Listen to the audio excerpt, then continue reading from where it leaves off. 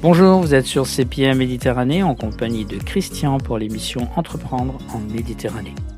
Cette émission est dédiée à ceux qui créent, entreprennent, produisent en bord de Méditerranée et aujourd'hui nous allons à la rencontre de Fiona Emmanuel pour découvrir son entreprise Deer Antler. Donc reste avec moi, on va à la rencontre de Fiona. Bonjour Fiona. Bonjour. Qui êtes-vous et quel est votre parcours ? J'ai 25 ans, je vis dans le sud de la France à Alès. J'ai passé un baccalauréat scientifique, après j'ai fait des études pour être préparatrice en pharmacie. J'ai travaillé pendant 1 an après mon diplôme et après j'ai décidé de me reconvertir parce que le travail me convenait pas. Donc du coup j'ai repris mes études, j'ai passé un baccalauréat professionnel dans la chimie. Et ensuite j'ai passé un BTS chimiste et donc après je me suis fait embaucher dans la boîte où je suis là depuis 2 ans. Et début d'année dernière, j'ai décidé de créer mon entreprise et d'ouvrir une boutique. Et c'est là qu'est né Deer Antler. Alors avant de parler plus en détail de Deer Antler, qu'est-ce qui vous a poussé à entreprendre, à passer le cap ? Alors c'est quelque chose, j'ai toujours eu envie d'entreprendre. Depuis toujours, j'ai toujours eu des tonnes d'idées. Je savais tôt ou tard que je travaillerais pour moi-même. C'est quelque chose que voilà, j'ai toujours su. Au final, Deer Antler, ça arrivait un peu sans que je le prévoie pour autant. J'avais mon chien Nookie qui m'a fait des dégâts dans mon appartement, qui m'a tout retourné. Et du coup, j'ai dû chercher des petites choses pour l'occuper, pour pouvoir travailler son anxiété de séparation par rapport à moi. Et au final, une fois que j'ai réussi à régler la problématique avec Nookie, je me suis dit mais quand même c'est un peu compliqué de trouver des choses naturelles ou des choses qui étaient à des prix abordables, on va dire. Et donc je me suis dit allez Fiona, fonce, il y a quelque chose à faire. C'est à la suite d'une expérience personnelle, du C'est vécu, ça, quoi. ouais, c'est à la suite de Nookie qui m'a qui m'a un petit peu refait la décoration de l'appartement. D'accord. Bon, bah, du coup, vous avez déjà abordé le sujet sur, Deer Antler. Donc c'est une société qui s'adresse, aux animaux exclusivement? C'est une société donc spécialisée dans les produits sains et naturels pour occuper les chiens et les chats, surtout les chiens, mais il y a aussi une petite partie chat. Et elle s'adresse du coup à tous les propriétaires d'animaux qui cherchent des produits de qualité, naturels et à des prix abordables. D'accord. Quand vous parlez de produits naturels, c'est quel type de produit? Alors moi je fais vraiment de tout, j'ai des barres de fromage, des bois de serre, des bois de daim. C'est des produits surtout sur la mastication pour le chien. Donc j'ai que des produits qui sont naturels, il y a rien il y a aucun additif, vraiment que des produits soit des produits tels quels comme par exemple le bois de daim, le bois de serre. J'ai aussi des produits comme les tendons de bœuf, des coups de canard, c'est vraiment des produits qui sont bruts, il y a pas de transformation. Ou alors j'ai des produits transformés comme des pâtés ou des saucisses de viande, mais tout est naturel dedans, c'est vraiment que de la viande ou que des fruits et de la viande, il n'y a aucun ajout de produits supplémentaires. Ce sont des produits vraiment naturels. Ah oui, oui. Vous vous fournissez en France? Alors j'ai des fournisseurs un petit peu partout, en France, en Europe, voilà. Après je vais pas donner trop de détails, Bien sûr. mais en France et en Europe, on va dire. Concernant la création de votre entreprise, c'est jamais simple au début, hein. Les obstacles les plus importants que vous avez rencontrés, c'est de quel ordre? Financier, administratif? Non, au final, c'est vraiment de se lancer seul parce que les démarches, elles sont pas en France, c'est quand même relativement simple d'ouvrir une entreprise. Enfin, en tout cas, avec le statut que j'ai d'auto-entrepreneur, c'est assez simple. Mmh. Même financièrement, on nous demande pas de capital financier en auto-entreprise, donc ça a été assez simple de ce côté-là. Mais c'est vraiment au final d'être tout seul parce que je l'ai monté, je l'avais dit à personne. Il y avait mes parents, mon frère et une seule personne en dehors de ma famille qui était au courant. Et de démarcher les fournisseurs au début, certains m'ont pris de haut en me disant mais vous faites ça toute seule? Oui, oui, je fais ça toute seule. Vous avez pas de budget com? Ben non, j'ai pas de budget com. Vous avez pas de webmaster? Ben non, en fait, je vais faire ça toute seule. Et c'est vrai que ça a été difficile d'être vu comme quelqu'un qui fait ça dans son coin et donc qui avait pas de, je veux dire de, je sais pas, mais voilà, d'équipe de com ou de budget com ou de budget web. Voilà, certains ils m'ont vraiment pris de haut en se disant mais c'est quoi son truc à elle.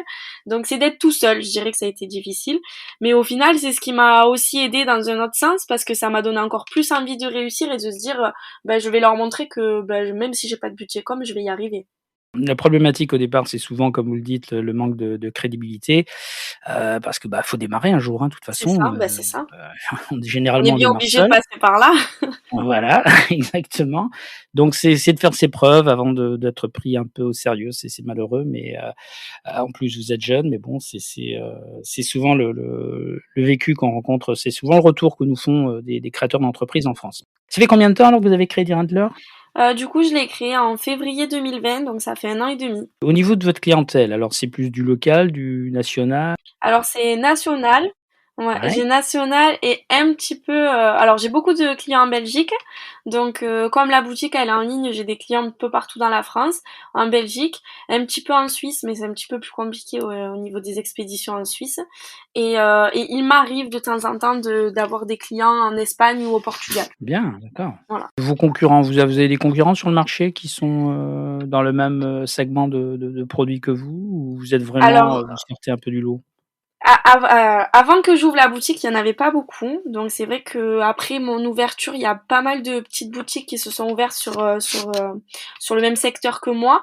Mais on va dire que ma plus grosse concurrence, ça reste quand même les grosses animaleries, les grosses chaînes, Mmh. qui c'est difficile. J'essaye de toujours rester compétitive au niveau des tarifs, mais c'est vrai que eux, ils ont des plus gros volumes, donc ils ont des meilleurs prix. Donc c'est pas toujours évident de pouvoir rester dans la course face aux grosses animaleries, quoi.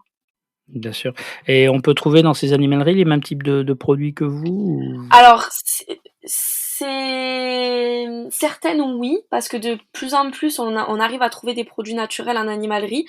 Tant mieux d'un côté parce qu'au moins ça donne accès à tout le monde.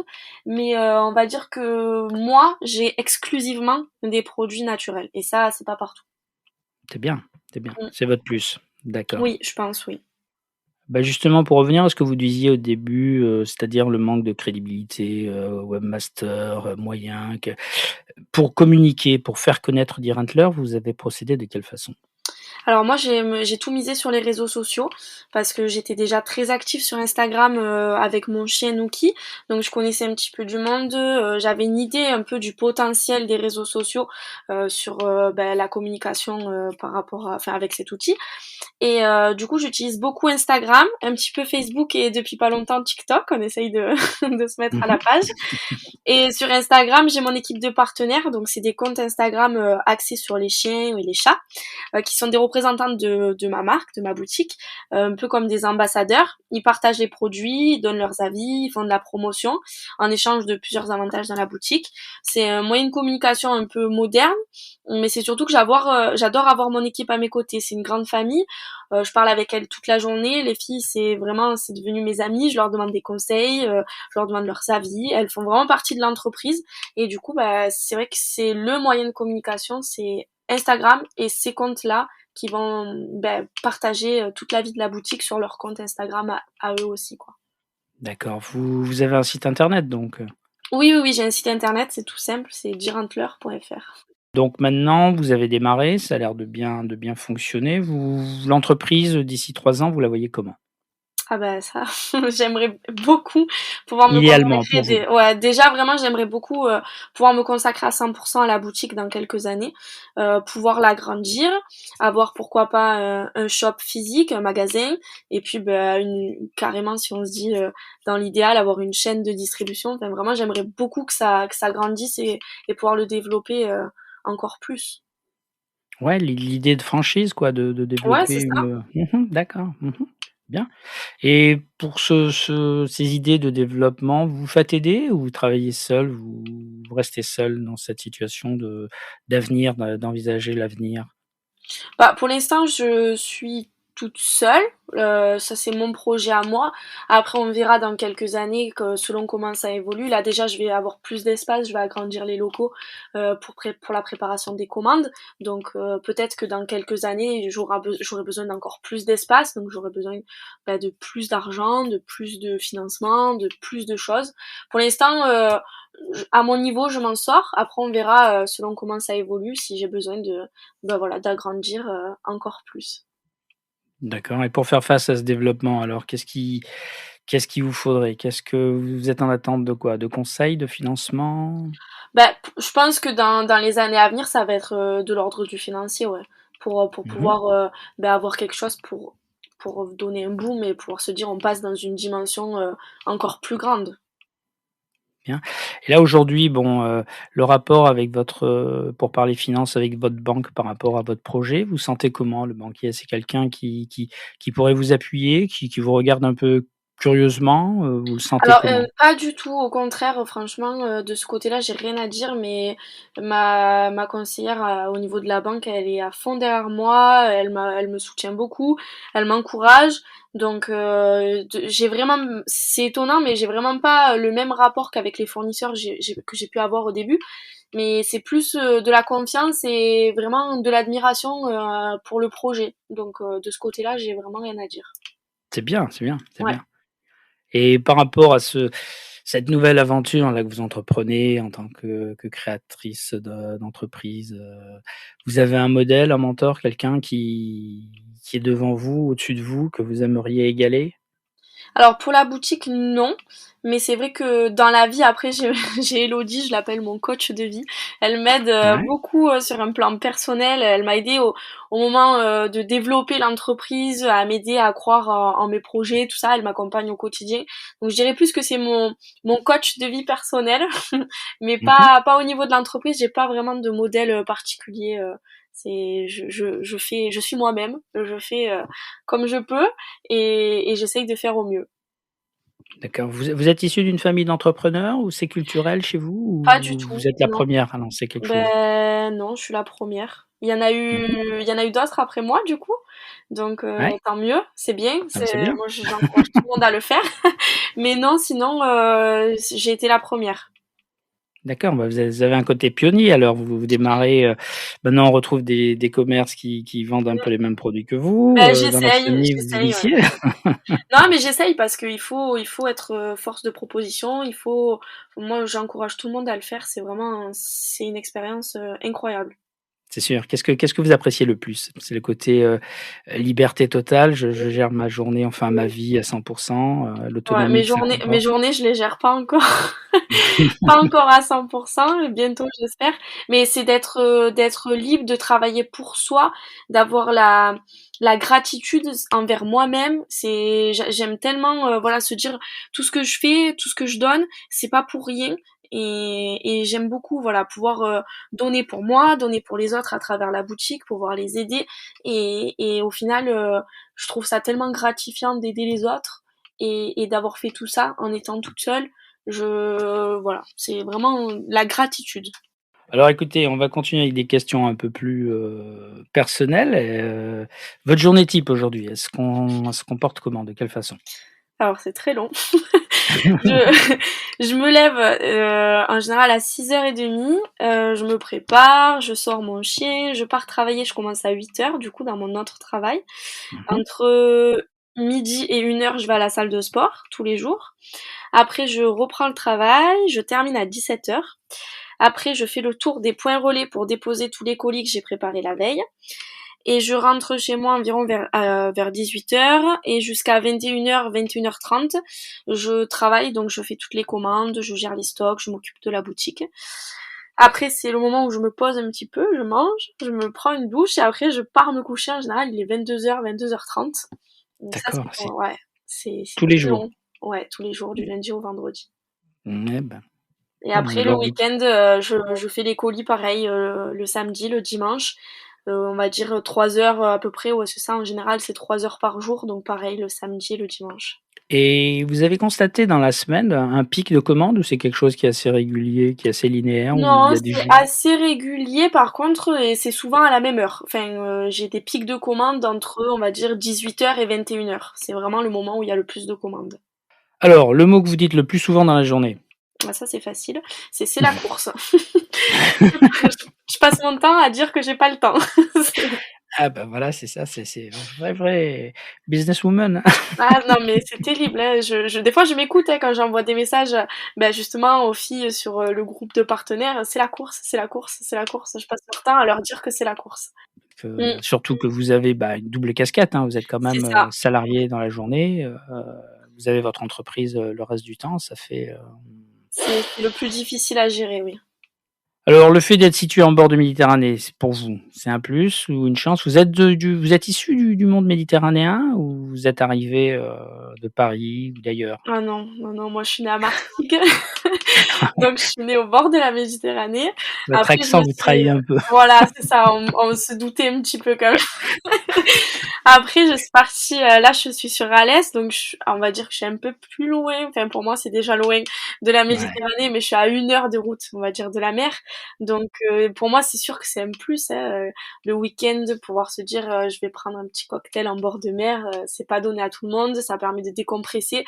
C'est vraiment, pour moi, c'est vraiment un plus. Alors, en parlant de Méditerranée, si vous étiez une ville méditerranéenne, Ah, Marseille. Marseille, qu'est-ce qui vous Ah plaît dans Marseille? ben, déjà, je suis née à Martigues, donc je suis née à Ouais, côté. J'ai grandi dans les tribunes du Vélodrome. Moi, je suis une ouais. grande fan de foot. La ville de Mmh. Marseille, elle est unique, elle est si particulière, elle est chaleureuse. Voilà, donc forcément, si je devais donner une ville, ce serait Marseille. D'accord, bah, c'est une très belle ville en effet, ouais. Mm. Un plat méditerranéen? Ah ben là, pareil, je vais pas être très originale, mais la bouillabaisse. Mais que celle de Bouillabaisse. mon grand-père, hein. Ah! Pas n'importe laquelle. Pourquoi? Ah ben Il y a quelque la chose en vraie. plus ou en moins? Ah Ouais, la ben vraie, la ah ouais. vraie, les poissons pêchés le matin, ouais, non, la vraie bouillabaisse, ça c'est quelque chose. Bon, bah, puisqu'on parle de Méditerranée, vous allez jeter une bouteille à la mer et vous devez glisser un message à l'intérieur. Qu'est-ce que vous y inscrivez? Ah ben je pense que j'écrirais un petit mot d'encouragement pour la personne qui la prend, quelque chose, bah, crois en toi, voilà, crois en tes projets, donne tout ce que tu peux pour y arriver et aide-toi et le ciel t'aidera. C'est bien, vous avez de l'empathie, vous avez envie de communiquer avec les autres et de les aider. Bah, je pense que c'est soit on a cette capacité déjà de croire en soi, soit il faut que les autres nous aident à croire en nous parce que tout le monde a du potentiel et tout le monde est capable de faire des grandes choses. Bah, merci Fiona, très belle devise. Alors pour terminer, une chanson, qu'est-ce que vous allez nous proposer? Moi j'ai ma petite idée, hein, mais je Ouais. vous écoute.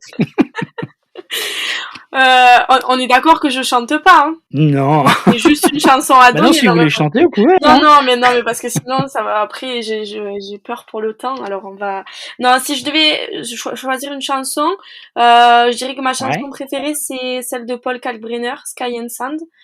Merci pour le temps que vous nous avez consacré. C'était très Bah, sympathique merci comme à vous échange. pour le temps de parole. Il n'y a pas de souci. Et puis, bah, on reviendra vous voir dans quelques mois pour prendre des nouvelles, d'accord? Ça marche. À très bientôt, Fiona. Au revoir. Merci beaucoup, au revoir.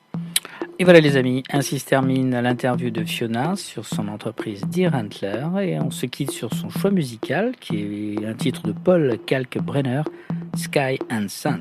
Un bon son sur ses pieds à Méditerranée. In the nighttime, when the world is at its rest, you will find me in the place I know the best, dancing, shouting, flying to the moon. Don't have to worry, 'cause I'll be come back soon. And we built our castle in the skies and in the sand. Design a whole world, ain't nobody understand. I found myself alive in the palm of your hand. As long as we are flying.